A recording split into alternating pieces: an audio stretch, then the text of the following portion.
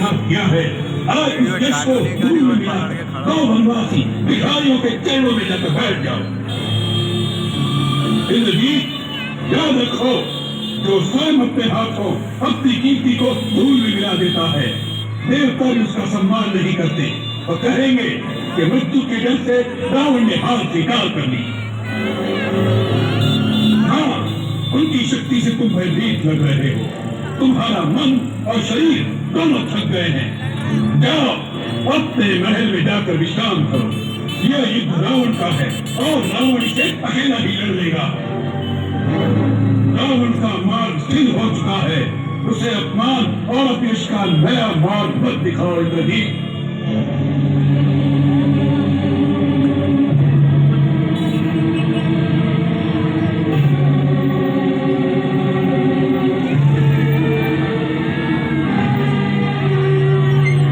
क्षमा करें पिताश्री, मैं आपके अपमान के लिए नहीं, केवल आपके कल्याण के लिए ही ये बात करने आया हूँ। जहाँ तक मेरा संबंध है, मैंने युद्ध शुरू कर दिया है। अब यहाँ से भागकर भगवान की शरण में जाने से भी अब यश ही मिलता है। इसलिए मैं वीर की भांति भगवान के हाथों मरने जाऊंगा।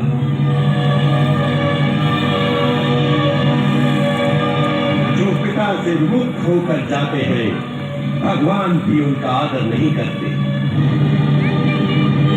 इस समय मेरा स्थान राजमहल में नहीं, केवल युद्ध भूमि में है। यदि राम मुझे तीनों लोगों का राज्य भी प्रदान कर दे, तो भी मैं युद्ध से भागे हुए कायर की संज्ञा लेकर जीवित नहीं रहना चाहता, क्योंकि मेरी आत्मा ही मेरा सम्मान नहीं करेगी तो दूसरे क्या करेंगे।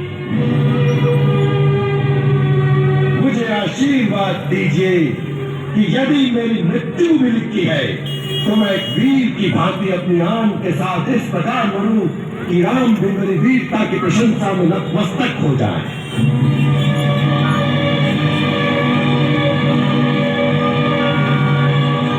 यदि वो नारायण भी है, तो वो भी मेरी विजय का ही रूप होगा। तुम्हारी जय हो इंद्रजीत।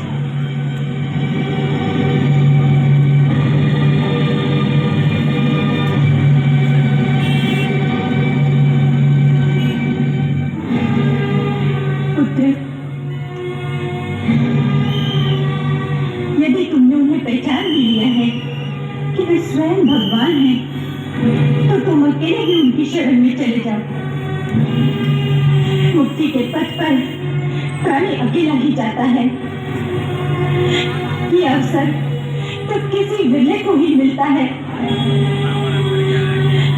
वत्स, तुम धर्म का मार्ग अपनाओ।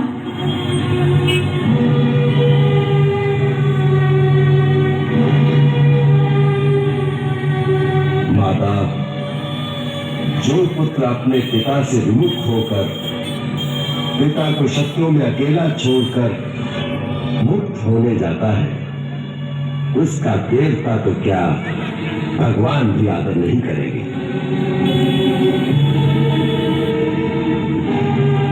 धर्म का मार्ग बता रही हूँ माता, तो पुत्र के लिए केवल एक ही धर्म का मार्ग है। अपने पिता के चरणों में अपने सुख, संपत्ति, वैभव, यहाँ तक कि अपनी मुक्ति का भी बलिदान दे देना।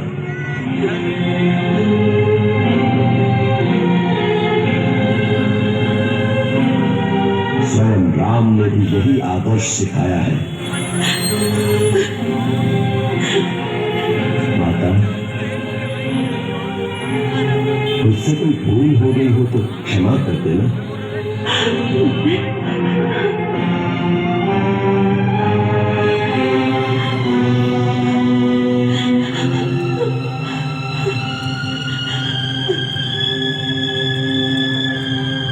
स्वामी,